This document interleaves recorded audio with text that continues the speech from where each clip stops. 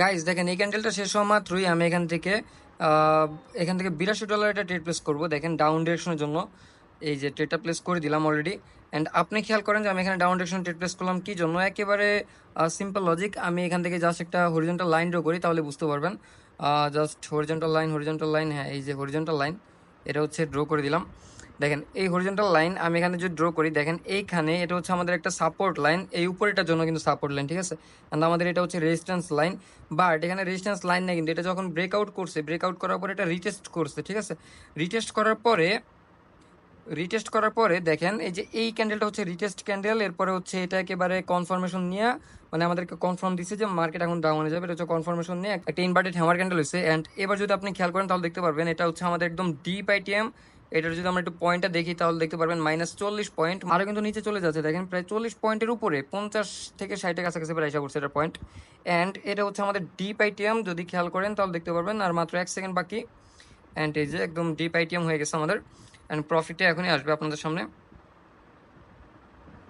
এই যে দেখেন $154 প্রফিট। অ্যান্ড এটা হচ্ছে আমার একটা লাইভ অ্যাকাউন্ট, যদি খেয়াল করেন তাহলে দেখতে পারবেন এটা হচ্ছে আমার লাইভ অ্যাকাউন্ট। অনেকে মনে করেন কি যে আমরা ফেক ডলার দিয়ে হচ্ছে লিডার বোর্ডে যাই, আর যে ফেক ডলার উইথড্র করে কোটিপতি হয়ে যাই, সো তাদের জন্য। আর এটা হচ্ছে সরি, এখান থেকে যদি আমি আমার লিডার বোর্ডটা দেখাই তাহলে দেখতে পারবেন আমার লিডার বোর্ড হচ্ছে $148, ঠিক আছে।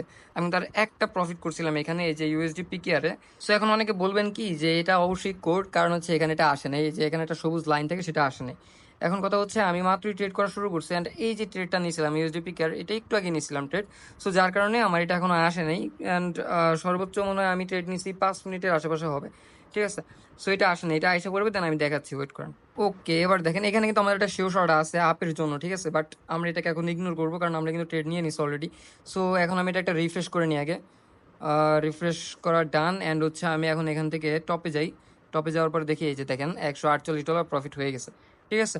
সো এরকম জায়গায় আপনারা ট্রেড প্লেস করবেন। আপনারা যদি দেখে শুনে ট্রেড প্লেস করেন তাহলে লস একদম কম হবে, ঠিক আছে। এই যে এখানেও দেখেন, এখানে এই যে এটাও রিটেস্ট করছে, এই যে এখানে, অ্যান্ড এটা আমাদের শিওর শট ছিল। অ্যান্ড এটা দেখেন এই যে এইটাও আমাদের ডাউনে আসতেছে, দেখছেন। এটাও আমাদের ডিপ শিওর শট, কিন্তু এটা শিওর শট হচ্ছে কেমন, এই যে আমাদের রিটেস্টের যে লাইনটা ছিল বা এটা কিন্তু আমাদের জন্য এখন একটা রেজিস্ট্যান্স লাইন হয়ে গেছে, যার কারণে এখন এখানে গেছে মার্কেট, দেন হচ্ছে ডাউনে এসে পড়ছে, ঠিক আছে। এটা আমাদের একটা শিওর শট ছিল। অবশ্যই সাপোর্ট অ্যান্ড রেজিস্ট্যান্সে ভালো মতন লক্ষ্য করে তারপর হচ্ছে ট্রেড প্লেস করবেন। এখানে যদি অ্যাকচুয়াল পরিমাণে ব্রেকআউট হয় এবং যদি সেটা আপনি না ধরতে পারেন তাহলে কিন্তু আপনার লস হয়ে যাবে, ঠিক আছে। সো সব কিছু দেখবেন তারপর হচ্ছে ট্রেড করবেন।